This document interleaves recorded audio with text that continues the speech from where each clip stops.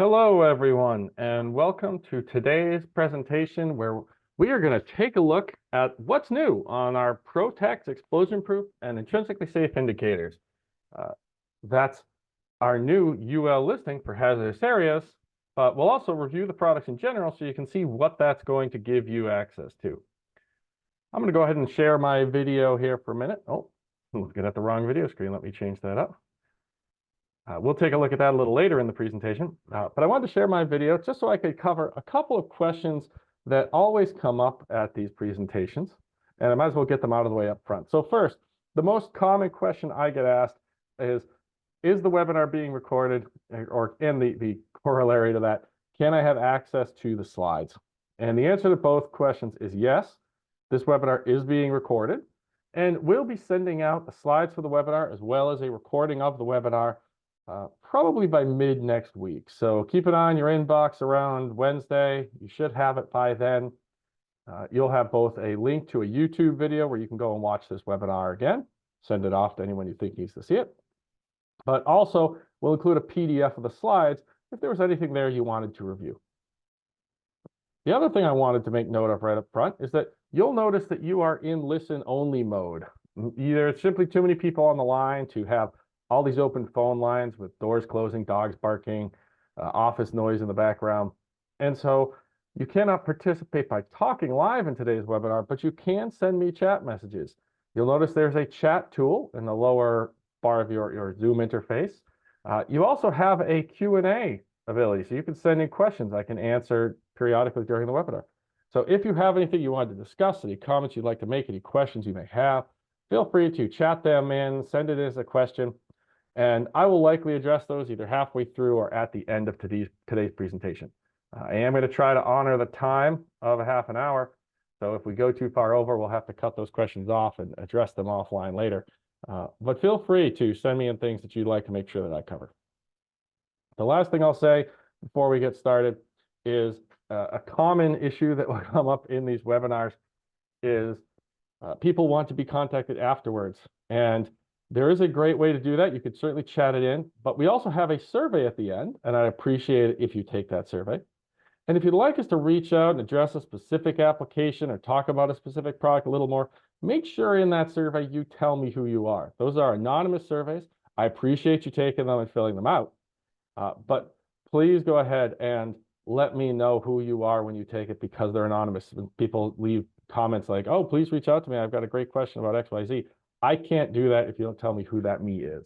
So please fill out the survey, but put your name in there if you'd like some outreach.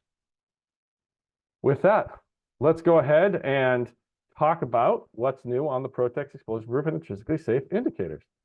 And I'm going to do that by first introducing myself so you know who's talking to you. So my name is Joe Ryan. I'm the VP of Sales and Marketing here at Precision Digital. I've been with Precision Digital in the process industry for about 20 years now. And I actually started as a product designer. I came in as a product engineer. Over time, made my way into marketing, made my way into sales. So I both know things from the product perspective, but also from the selling and application approach, which puts me in a nice location to be able to talk about these products and what they might mean for you, whether you're an end user who's using these in your plant, or whether you're one of our authorized channel partners or distributors looking to resell the products to your customers as part of some application solution you're working on. The main thing we're going to do today is take a look at the new UL listed explosion-proof products and approvals. Specifically, we'll look at the approvals that these have. The UL listing on these is new for us, and we're really happy to have it. And we'll talk about why that's so important. Then we're going to take a look at the various forms these products take, so you'll know what you have available to you with that new UL mark and all the other approvals, obviously. We'll take a look at the ways they can help you with your control solutions. And lastly, do a quick feature review and talk about some of the additional features that these have on them that go beyond just your basic display and indication capabilities. So let's dive in and talk about the approvals here. And there you can see the 4 approvals marks that are on these products. And let's start with the new one. So the one that we have just gotten within the last several weeks is this UL listing mark. And I would suspect that most of you on this call are familiar with that. UL stands for Underwriters Laboratory. It is one of the two big hazardous area approval agencies in the United States, those being UL and FM. UL is traditionally known for safe area equipment approvals, your basic UL listing. You'll find that on everything from our panel meters to the power supply to the power strips you buy at Home Depot, right? But they also do hazardous area approvals, and it's a very well accepted mark. We have recently switched over to that from FM, and we have had zero issues with folks accepting UL here in the United States. But I want to be clear, it is an explosion-proof approval. So here you've got your explosion-proof approvals for Class 1, Div 1, groups B, C, and D. You've got it for Class 2, Div 1, Class 3, Div 1. Many times our products will be in a Div 2 area. The Division 1 area is your area where you are in contact with your hazardous material on a regular basis. And oftentimes our displays will end up being in a Division 2 area where you're not actually in the hazard, because these are something people are interacting with regularly, but it's going to be potentially exposed. It could be intermittently exposed to that hazard. But we've got the top level approval for it, so you're good enough for Class 1 Div 1, so you know that you're going to be covered in your Division 2 as well. Also nice on this, we've got it zone approved. So you'll see we've got Class 1, Zone 1, and Zone 21. And so Zone 1 and Zone 21 are a newer standard. They're a little more harmonized with the international standards like ATEX and IECEx. So if your plant or your customers like the idea of having the zone approvals, we have those on here as well. I see a couple folks in the attendee list I happen to know are from Canada and points of the northern states. And so I also want to point out the -55 ambient temperature approval. It's not unusual for us to have products that go up to 75 C, which is a nice high temperature level for an industrial application. But we do now have these products approved to -55. So if you are in points up north, these products are agency approved for -55. Some of them, the displays may not work below -40. Some of them they might, but they will not damage the approvals or the functionality of the product if it gets down to -55. The displays will come back on when you get to that -40. The materials won't break down. And so UL is good with this installation going to -55. And then, of course, UL does their own NEMA 4X testing. They call it UL Type 4X. It's essentially just NEMA 4X, but UL does the test and approves it. And so we've got one more agency that's saying, yes, these are indeed NEMA 4X sealed against water and dust. And if you want to verify any of this, you've got your UL file number there. So I'd love to know if anybody actually looks those up or not. While UL is new, we do have approvals that have been on these products now for months since our launch. So we've got our CSA approval, which obviously is for Canada. And it's very much the same thing. You've got explosion-proof approvals for Class 1, Div 1, groups B, C, D. CSA does their approval naming slightly different. So there's explosion-proof, there's dust ignition-proof, there's flame-proof. And that's how you get your different divisions, your different zone classifications. But we've got our CSA approvals on there. So if you are from Canada or sell into Canada, then know that it's got CSA approvals. And if you are looking for a more international standard, which many folks here in the US and Canada do accept, and some companies, especially if they're designed overseas applications, do actually prefer, we've got our ATEX approval and the IECEx approval. And what's really nice about these is that many of the products you're going to see here today are not just explosion-proof approved by ATEX and IECEx, they are intrinsically safe approved or certified with ATEX and IECEx. And so you've got the ability to install these in with a intrinsically safe protection method, which means you don't need to go through all of the sort of explosion-proof hassle with potting conduits and things like that. Now you have to deal with barriers and such instead, but there are folks out there who prefer that intrinsically safe installation protection method. And so we can do that with many of the products you're going to see here today, but it's going to be with ATEX and IECEx approvals on it, not the UL. At least not yet. We're working on that. Now, what you're going to see here are fully approved products. So to be clear, this does not mean that we have the enclosures that are approved, although the enclosures themselves are approved. We take our approved enclosures and then we go and we get the entire product approved. So the agencies have tested all of the electronics built up inside these housings, and it is a fully approved product.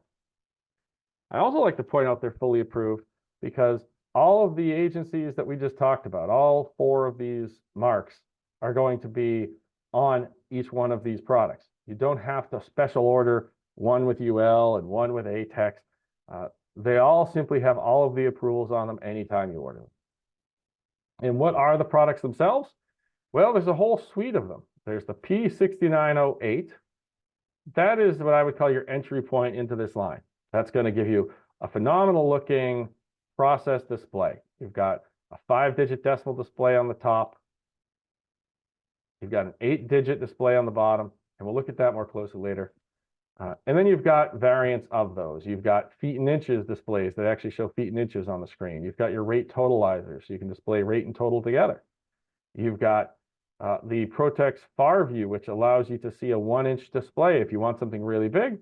And then you've got your PD663 low-cost ProView Lite, great for the big applications where someone just wants a display there. Maybe you have a large volume of these you need to get, or it's very price sensitive, and all you're looking for is a percent or some 3.5-digit process value.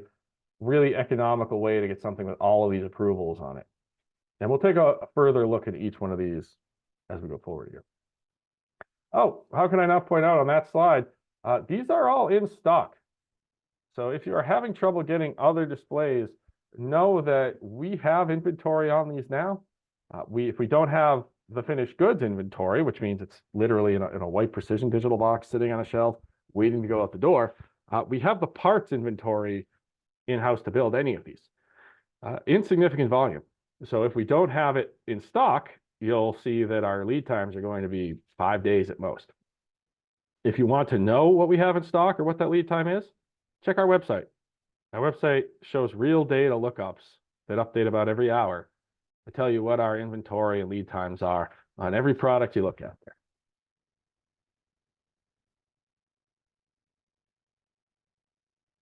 So it's worth pausing for a minute and just talking about why you want to use loop power meters, what the advantage of these sorts of products are. And really, the big advantage of a loop power meter is that you don't need a separate power supply to run it. You can install it anywhere on that 4 to 20 milliamp loop. So you've got your power supply. Usually this is a 24-volt supply. And it's going to be driving the voltage that's needed to make the current pass through your loop. So you got your 24 volts, then you've got your current loop that's going to be regulated by your transmitter, whether it's flow, level, temperature, pressure. And then that's going to loop through your loop powered meter and go back to your power supply. And that is your 4 to 20 milliamp loop. What's great about this is there are no other wires needed on that meter. There's no power wires necessary at all. It draws all of the power it needs to run off of that 4 to 20 milliamp loop. And so if you want to install one of these displays, you can put it easily anywhere that 4 to 20 milliamp loop is running. You just have to cut the line and install the meter across that 4 to 20 milliamp break.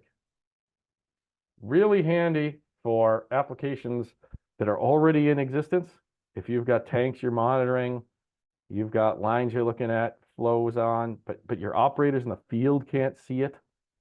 That could be a safety issue. That could be just a hassle of having to climb tanks to see level transmitters. Maybe you're crawling down in the dirt to try to read the pressure transmitter on the bottom of a tank. Put a loop power display on it. It's really easy to install, and you don't need any other supporting equipment out there. You just find where that conduit is carrying your 4 to 20 line, and you can put this loop power meter anywhere that conduit's running.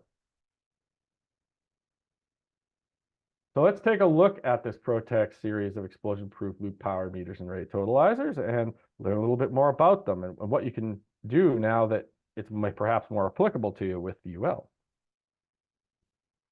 There are common features that you'll see across all of the ProtEX Plus series. That is the units that look like this in our mid-size explosion-proof housing. And I'm not going to go through every single one of these. You can read through it and see the ones that are valuable for you, but a few highlights I'll make. They are generally 4 to 20 milliamp loop powered indicators. And that's with the only exception being our pulse input flow rate totalizer.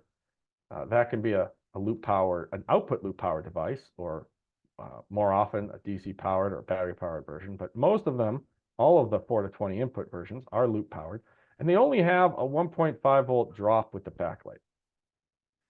So maybe you've got other things in your loop. Maybe you've got a transmitter that draws 18 volts and you're worried about how much overhead you're going to be able to have in your 24 volt supply. Really great that you can get these at 1.5 volts. You may not need it in every application, but if you find that you do, you're going to be glad it can go down that low. They are all mountable in any 90-degree rotation. So we orient them like this with these mounting flanges at the top. And very often that's how we see them. People just put some bolts in there and mount it to a U-bolt for a pipe mount, or put it into a rectangular rail or a panel plate with just some bolts there. But you can turn this any 90 degrees you want. So if you wanted to put it right in line with your pipe through the conduit entries, you could do that even if that is running vertical. They all come with 2 open collector outputs standard. Open collector outputs we'll see a little later, but they're basically relays. They're a nice low power signal switching mechanism. So if you want to send something to an auto dialer or a notification system or a PLC, easy to do with the standard open collector outputs. But we do have optional solid state relays and a 4 to 20 milliamp output. So if you want real relays, or you want to have these serve as an isolation point, you can do that. And we'll see later, we've got free MeterView XL programming software. You don't need it. You can program it with the front capacitive touch buttons, but I do highly recommend the software. It's just far easier, especially if you're going to take advantage of the great looking display to give things units and tags. A lot easier to type it into the software than it is to set it up with the front panel buttons. And a new offering for Precision Digital, we now have stainless steel enclosures. So if you have a salt application, or you've got salt water, if you've got extremely corrosive chemicals and you need that stainless steel version, we've got that for you in all of these. Few other common features you'll see. We got capacitive touch buttons now on the front. Some of you may be familiar with our older ProtEX units that had infrared buttons on them. We do now have those capacitive touch through glass buttons, so an improvement on that old technology. This is the same technology your phone uses, so it's tried, it's true, it works great through the glass. And that way you can change program set points or acknowledge your alarms, all without having to open the cover, pull the permits, etc.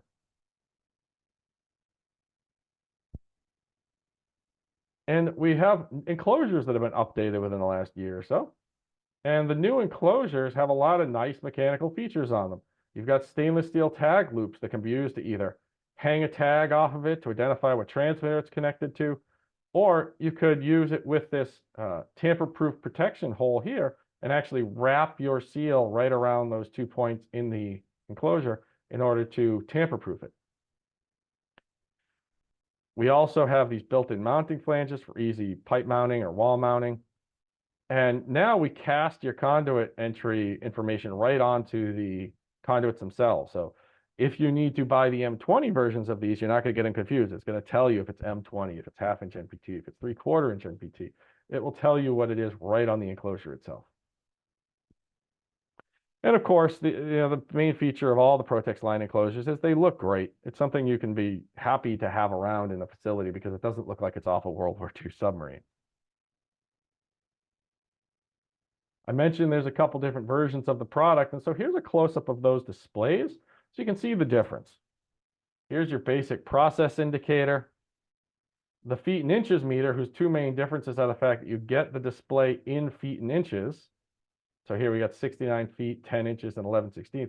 Far better than seeing 69.83 feet, or even worse, whatever this would be, 890 inches or whatever it comes out to be.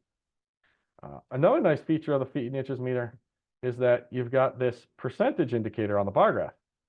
All of these do have a bar graph, but on the feet and inches meter specifically, we actually tell you what the percentage is, and it updates that number live. So you could actually see your information 4 different ways on that feet and inches meter. You've got it as the feet and inches display. You can dual scale the bottom display if you want in order to show you, say, volume. Then you've got a percentage indicator, and you've got the bar graph. So lots of different ways you can see your information with these to try to get the point through to the operator. And then you've got your rate totalizers, where you've got your full 8 digits of total on the bottom, which lets you show tens of millions of gallons if you'd like. And it indicates, for example, here we're looking at your grand total versus your regular total. And you may notice you've also got all kinds of other indicators on here, which is great. You've got password protection locks. You've got an indicator letting you know that your through glass buttons are currently calibrating and may need a moment to operate. You've got relay notifications. You've got units that are baked into the display. Lots of real nice quality of life sort of features added onto here to let you know what's going on. A big improvement over past generation ProtEX products. These have 14 segment displays, and you can see the advantage of that. Really helps make the point what's going on here. You can use units and tags, alarm messages that are actually readable to folks who do not speak 7-segment language. And we even put commas into the bottom display so that when you show your large number of digits in your total, you can easily clue in on, okay, this is 15 million, and not mistake it for 1.5 million or 150,000. The commas let operators very quickly just lock in on how big these numbers are they're looking at. A feature I love, specifically because it's so hard to get this indication like alarm lights and horns and things like that into hazardous areas at a reasonable cost, is the fact that our backlights will change color in alarm state, and you can have them flash. And I like that feature so much that I actually think I'm going to show it to you live here, if you give me a moment. So let me take down my share and start up my video. And welcome me back. Hello, everyone. So I'm going to change the camera here, and we're going to look at one of these PD6900 units live. So this is a PD6908. I've got it showing US gallons, and I've got my gallons indicator on the bottom. Oh, hit my max button to show me what my max value was. Here's my bar graph over here on the right. While I'm here, I may as well show you a couple of features about what these look like beyond just some photos. So this obviously has the cover off. And one of the things you'll notice about it is that it is a nicely packaged product. It's not just a panel meter shoved in a box. There's no raw exposed circuit boards. To get access to the wiring, I just pull out this top module. I don't need to use any screws. There's no hardware there. I just pull it out. Got some rail caps on the inside of the housing that this snaps into and then pops off of. On the back, I've got depluggable connectors for all my signal connections. And this model has all the options installed. So it's got the relays and the 4 to 20 milliamp outputs. And those connections are all made on this bottom board here. And you notice everything is sealed up inside an electronics housing. So once again, no exposed circuit boards, no means to contaminate that or damage that by touching things or hitting them with screwdrivers. I've got my cover over here if I wanted to install it on there. And in the background, by the way, you'll see the stainless steel version. So let me go back to my display. And what I wanted to show you here is what that red backlight looks like. So as I increase my value, you're going to see my bar graph is going up. And when I get to, I believe it's around 80%, I've got my backlight that's turned red, and it is noticeable red. It's actually a little deeper, brighter red than what you see here on the webcam. But I think this does send the point pretty clear that that's going to draw someone's attention. So if you just want alarm indication in your hazardous area, but you don't want to have to buy a whole bunch of explosion-proof accessories that you've got to plumb in, this is a great way to attract somebody's attention to the fact that something has gone wrong here. The blinking is optional, the red is optional, but you can turn those on for any alarm and really try to draw some attention in. What's also nice about it is you'll see this will flash on the bottom. Oops, hit my cap touch buttons again. You'll notice that this will flash on the bottom with an alarm message, which in this case is just the default letting you know that what we're actually seeing here is an open collector 1 alarm. So it just says OC1 on. But I can change that message to be anything I'd like, and I can program how long it's up there for. So if I wanted to have that say tank 1 high, I could have it do that. If I wanted that to say call Bob, I could have it do that. It's all programmable. One more reason I suggest people use the software. It makes it easy to type those kinds of messages in.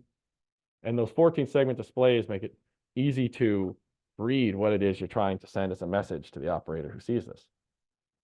And as I bring my level back down, it's going to reset and my display will go back to its standard white display. So really great feature, I find, that color changing backlight. And that is, by the way, standard on all the products. So you don't have to buy anything special. You don't have to spend any more money. You get it because you get the open collectors standard. So even if you buy the most base model, you're getting some open collector outputs for alarms, and you're getting that red blinking optional backlight.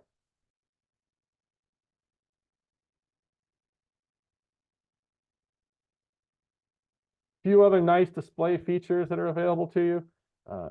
These have the ability to switch between the numbers and the units or the tag that you associate with that.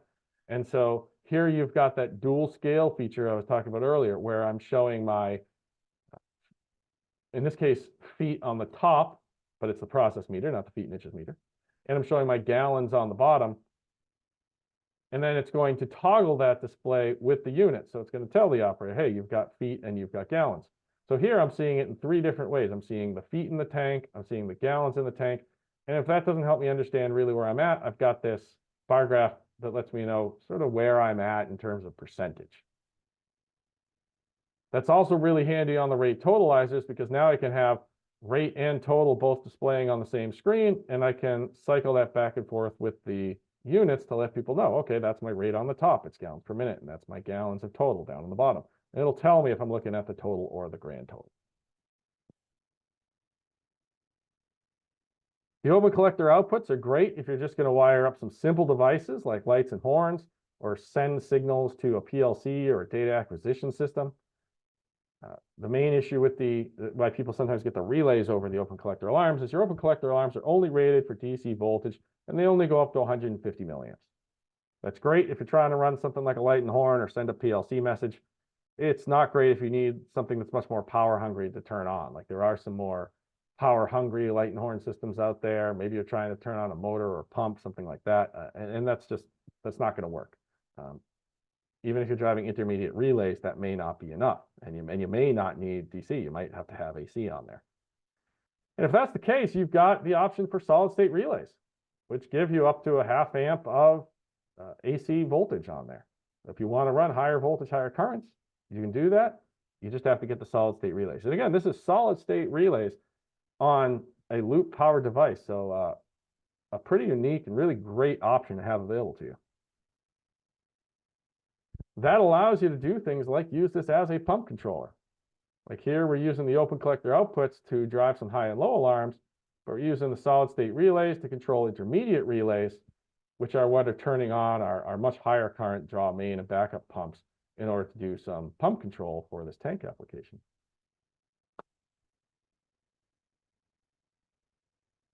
You can use the rate totalizers for batch control. So if you need a fairly simple, easy to install batch controller, you've got a loop powered batch controller here that can use those relays to control either the solenoid valves directly or an intermediate relay if needed to run those solenoid valves. So you can enter in your presets and you can do multi-stage batching. And I see some questions have come in about that. I'm certainly happy to address those later. We're almost at the end here, so I'm going to go through till the end and then I'll double back. And then you've got your 4 to 20 milliamp output. Really great if you want to have field isolation. There's all sorts of reasons isolation is great. There's a whole other webinar on that I could give. But if you want that isolation from your control room to your field units, we can be the thing that gives you that isolation.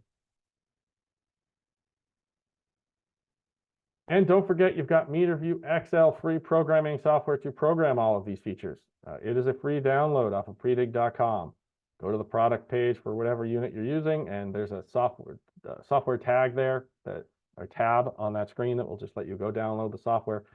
Plugs in right with a USB cable to the unit, so no intermediate hardware required other than the cable you probably have lying around anyway. So once again, going through the list of each product and their starting price, your entry level point is $699 for a fully approved process indicator that's loop powered with a lot of great features, and that's your 6908. Then you've got the option for a feet and inches indicator, which is a little more expensive, but a pretty good starting price for the unit we're talking about here. You've got your loop-powered rate totalizers. So you've taken your 6908 hardware, but now it is a rate totalizer. You see you got rate there in your total. And then you've got the pulse input rate totalizer. This is the one unit in the series that is not loop powered. It can be loop output powered, but generally it's DC or battery powered. Tons of great features on this if you use things like turbine flow meters, for example, where you've got small signal pulse outputs, unpowered flow meters. You could easily just battery power this, drop it right on top of your flow meter, and now you have a fully wire-free remote mounted flow meter, giving people what the rate's there, what the rate is, and logging your total. It can even do some data logging on that. These are very powerful rate totalizers if you work with pulse output flow meters. I highly recommend you get to know them. Then you've got your far view and your light. This is your large 1-inch display version, 3.5 digit display, large 1-inch display. You can read from very far away. And as these are all LCDs, by the way, they are all by default sunlight readable, much like your gas station pump displays, right? You can read these in direct sunlight very, very easily. So the large display is going to be really helpful if you're trying to read it outdoors, because you've got this default sunlight readable display where the brighter the sun, the greater your contrast and the easier it actually is to read. And you've got the large 1-inch display on there so you can read it from distance. And for large scale applications or places where cost really matters, you've got your P663 low cost loop powered meter. Again, these are low voltage drop devices. They've got nice clear displays on them. So they don't sacrifice in quality, but they do bring a couple unique features to the table. And with that, I want to thank you for attending. I know we're right at about 10:30 here, and that was our allotted time, but I do have time for a couple of questions. If you have more, please feel free to send them in, because what we don't address right here, I will follow up with you on, so happy to do that. And so going through the questions sort of from beginning to finish here, we'll go through a few of them. I have a question from Ramon who asks, is CSA, ATEX, and IECEx certified acceptable for UL 698A panels? And you know what, that's a great question, and I'm not fully sure of the answer. Generally, if you're putting together UL panels, UL wants you to use UL approved products. I know there are some reciprocal agreements with CSA where those might be acceptable. I'm not familiar with anyone for ATEX and IECEx.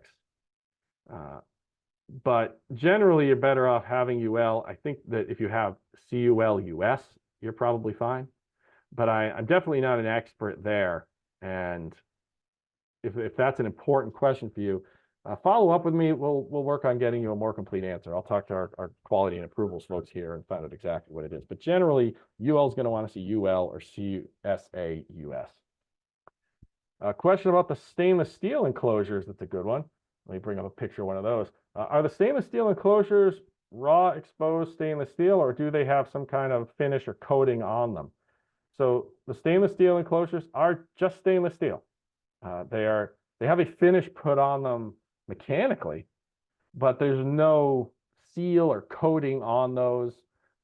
They are just exposed metal. They're not painted in any way. So if you ask that question wondering about conductivity or chemical resistance or some kind of impact that, let's say, UV might have on some kind of sealant, this is just the metal. That's all you've got here. Like I said, it's got a mechanically applied finish, but there is no coating or chemical or treatment that is on the top of that stainless steel. I've got two questions here about loop powered displays and just in general how they work. I don't have the time to get fully into this to provide the answers, but the long story short, which I think will help, pardon me for going so quickly through the slides here. Let me just jump back to that. There we go. The long story short is that all you have to do to install it is make sure you've got enough overhead in your power supply. So like, let's say I have a 24-volt power supply and I have a 12-volt 2-wire transmitter here. Well, that gives me 24 minus 12, so 12 volts to work with for other equipment in the loop. And so when we say voltage drop, what I'm saying is if we have a 1.5 voltage drop here, well, that's only 1.5 of these 12 volts I have to work with. I usually recommend you leave yourself a little bit of what I call headroom over that 24 volts, so like, let's say not go over 20, I'd still be fine because that 1.5 volt drop is only going to bring me up to 13.5. Now, if I wanted to use the backlight, well, that's going to increase my voltage drop, which is fine if I'm using a 12 volt transmitter. But if I'm using, say, a 18 volt transmitter, and I've got only a 24 volt supply, and maybe I've got a PLC in here that's going to drop, let's just make it up here and say it's going to drop a volt off of adding in the PLC input unit. And now I'm going to add my loop power display. Well, now having that 1.5 volt option is great. That's going to bring me up to, what, 20.5 volts. And I'm starting to get close to that 24 volts, which, depending on how well regulated that is, would be about as close as I want to get. So, so the answer to the two questions here, I guess, is that's how voltage drop matters to your loop, and that's how you wire these up. You really do just connect the meter itself across that 4 to 20 milliamp loop, and you're done.